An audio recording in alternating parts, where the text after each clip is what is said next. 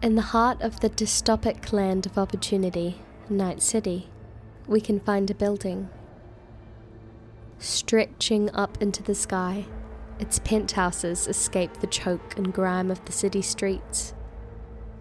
An ecosystem itself, we arrive at the home of our protagonist, Megabuilding H10.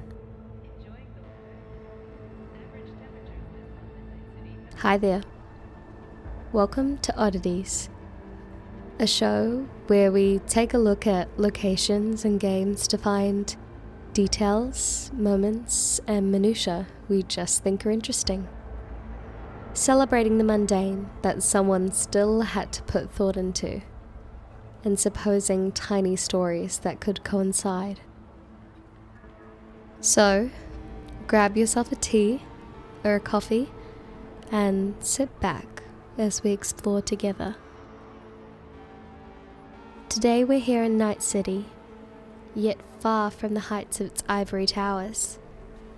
Below, in the dust, we push our way through endless crowds, millions of lost souls trying to make a name for themselves in this promised land. It's hard to find a space for yourself, but we can still try. Megabuilding H10 sits on the southern end of Watson, in Little China, right across from an NCPD precinct. Indeed, there are a few officers milling about, taking statements or having lunch at one of the local food vendors. Always busy, it doesn't seem they've had time to attend to the upkeep of their building, though that could be due to a lack of care, resigned to the state of the city. Despite this, the council has added a bit of plant life around the place, however synthetic. Perhaps trying to hold on to that vision of a sun-kissed metropolis. Not that you can really appreciate it when bombarded with advertisements from every corner of your peripheral. Lights and sounds and flashes and voices, all trying to get you to buy something or sell yourself. All the bins we can see are overflowing, with rubbish spilling out onto the street, carried by the wind. There are garbage trucks, but it looks like it is busy in the driveway to the precinct, having some kind of collision with this car. I suppose rubbish collection will just have to wait until this is sorted. I don't see any damage to either car, so I'm not sure it's taken them so long.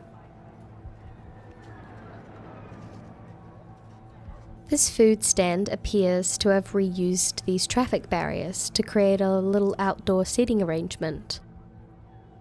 And though the separation between this and the street is minimal, it still feels as though you can drop your guard a bit and talk business, or simply have a meal with friends. It's these little pockets that Cyberpunk does so well.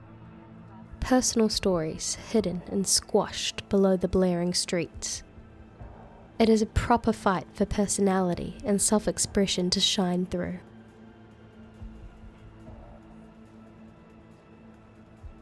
It looks like these construction workers were busy fixing a pothole leading into the building's garage. Were being the key word, for it appears to be break time.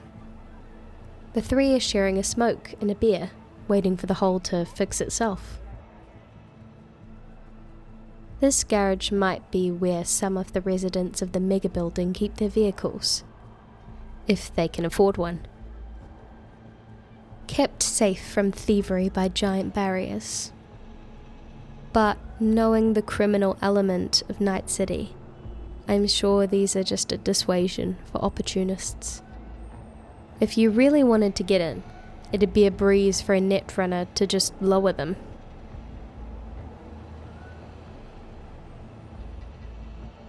Interestingly, we can only utilize this nearby parking complex for all our vehicular needs. It featuring an elevator that connects directly with our floor. The steps to the building appear to be a common hangout. A good place to sit and watch the comings and goings of Watson. Have covert meetings in the safety of the public, or simply leave a tag in a small act of rebellion. The tower's builders have included some tactile paving for the visually impaired, which is nice, but only on the second and third landing, which kind of defeats the purpose. Instead, there are these textures that appear to convey worn paint, which simply read, City.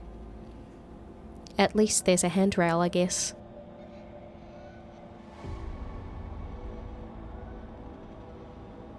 There are vacancies available according to the signage by the entrance. With the mortality rate of living in the city, I'm sure this sign is always glowing. There are a number of vendors in the lobby area, perhaps having some kind of deal with management or the corporation that owns this building. Grills, noodle places, a cafe. It looks like this guy over here deals in scanners or radios, peddling and repairing them. I dare not think about what the coffee here tastes like. It seems these screens are newsstands of a kind, giving us the latest headlines and weather. They double as an information hub for the city. It appears you are able to search locations and generate a detailed path to get there. An analog version of our implanted minimap, it seems. Despite the amount of those who could make use of it, there is hostile architecture all over the place, built into this bench here, forcing them below this bright screen that flashes at all hours. The overlords exert all the control they can, even when there's nothing left to take. But even in the shadows, a child plays hopscotch, defying the powers that be in their own way.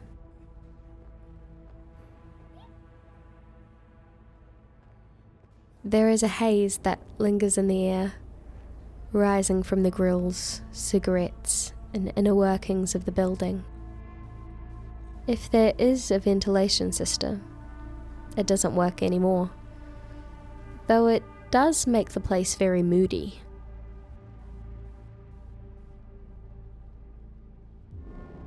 We can't use the elevators in the red hallway. In fact, I can't see a way to call them at all. So instead, we'll head up the main lift through the inner spine of the Megabuilding. With its size, it might also work as a service elevator, ferrying goods and supplies up to the storefronts within the building itself. Now, within the bowels of the megalith, we can peer up its impossibly tall structure, only just able to see sunlight above. Though we can't explore the floor far below, we can spy people moving through the large atrium, where more stalls have been set up. Without the graffiti and signage, you can see how drab this place would be. Endless walls of grey, only able to be separated by windows, air conditioning units and pipes. Wires crisscross throughout the cavern, connected to this device in the centre that could serve as a power or communications hub. It's sparking and sputtering though, so it doesn't seem to be in the best state. Around this corner we can find a little hangout. 2 couches face each other, well loved and littered with takeaway boxes. There are spools of wire and other bits and bobs lying about, almost as if this is a spot to dump your hard waste. Out of sight, out of mind. Though now they serve to block the view from across the way, affording the hovel a bit of privacy. Someone is making use of that privacy, clattering away on a laptop, getting up to who knows what. Knowing Night City, it's nothing good. Behind the hovel, we can enter the back hallways, where we can find specialized bins for tech waste.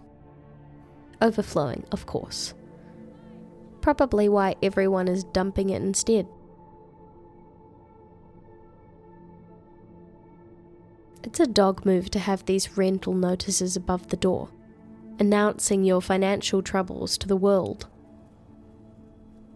But perhaps the building managers are hoping shame will expedite the process.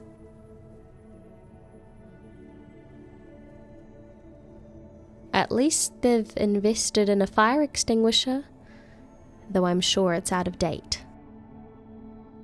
The label next to it denotes as a CO2 extinguisher, but there is no black band on the extinguisher itself, which isn't up to code. In these dark, sullen hallways, people have still taken the time to lay out some rugs. They do little to combat the oppressive atmosphere, but even the smallest form of expression shines bright when there is so little to be found.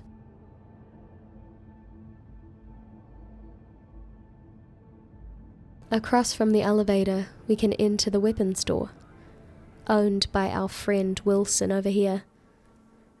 It looks like he's just had a delivery. Some nondescript boxes, likely not housing anything dangerous if he's just left them here. But maybe that's just what he wants us to think. I hope he clears this cable before trying to unload them. That's a tripping hazard for sure. With the amount of seating available, it's clear he expects quite a number of clients on a good day. But with the dangers present even in the building itself, it's no wonder many clamber for his services. I wonder if this gym equipment was provided by the building, or if the tenants have dragged it all in over time. There's bench presses, dumbbells, leg press, cycling machines, horizontal bars, and of course, the boxing robot. It's a pretty popular spot, but in a world where bodies are such a commodity, it makes sense people would want to hone them to perfection. Everyone here has invested in cybernetics to give them an edge, able to trust their physical form, should a weapon be out of reach. It looks like the bench press machines can be used without a spotter. Great hydraulics powering the thing. I wonder if there is a locking mechanism should you drop, preventing the bar from crushing you? Just nearby, police crawl around like ants. There has been some kind of incident. Multiple bodies lie about the place. A deal gone wrong, perhaps? It doesn't seem to bother the tenants much, though I'm sure this is a near daily occurrence.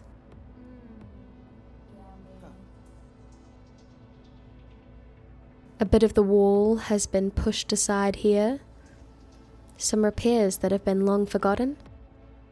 And while it does look cool to sit over the cavern, I can't help but feel queasy thinking about the height. We'll leave the sitting to these two.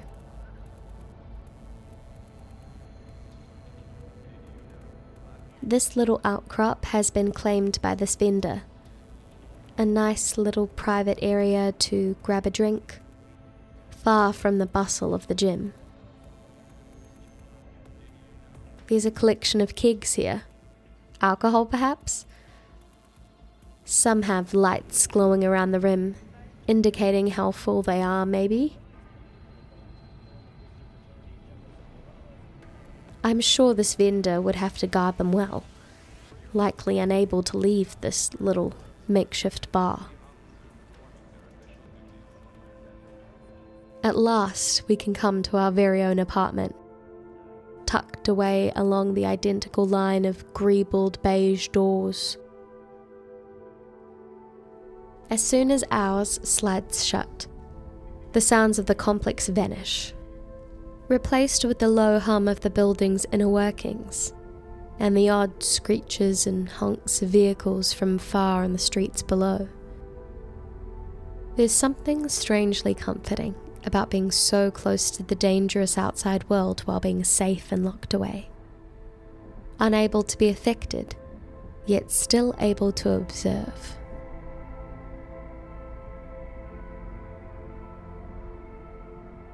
We have some lovely hexagonal flooring, which would be terrible if you came home drunk, but in our sober state, it's very motherboard chic.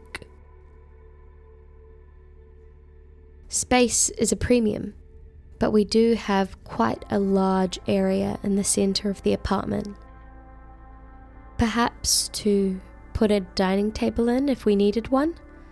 That being said, we don't actually have a kitchen or kitchenette, which is a shame for all the home cooks out there. The art replaced by convenience, only able to get our meals from an inbuilt vending machine, though it appears to dispense a lot more than food. I wonder if there's some kind of dumbwaiter system behind it, or pneumatic tubes running up the interior of the Megabuilding's walls. We do have a little office with a computer and all kinds of personal knickknacks. It seems we've received quite a few deliveries, one filled with nondescript vials.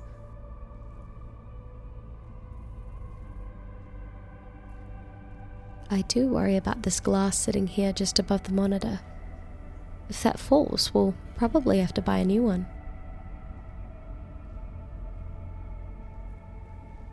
V is bringing back the conversation pit. Stylish purple zebra print adorning the steps. It's pretty nifty. Though the position of the TV means you have to bend your neck to see, which probably wouldn't be the best if you're watching a long film. That being said, it would be nice to kick back and spend some time with friends here, chatting the night away.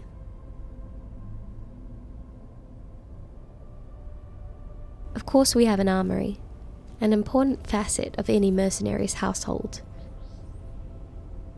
Though if you wanted to, it could be turned into a kitchen. It's interesting that V has a surfboard. It could just be a collectible, but I'm sure there are some maniacs who still catch the heavily polluted waves of Night City's beaches. We have quite the spacious shower, which adjoins directly with the toilet. Being a sort of hab layout, these raised segments would be very easy to stub your toe on. And call me Stallone, because I really don't know how to use these 3 seashells. The bed is actually quite a cozy little nook, though with the mattress slotting into place, there's not really an opportunity to upgrade the size, should you wish.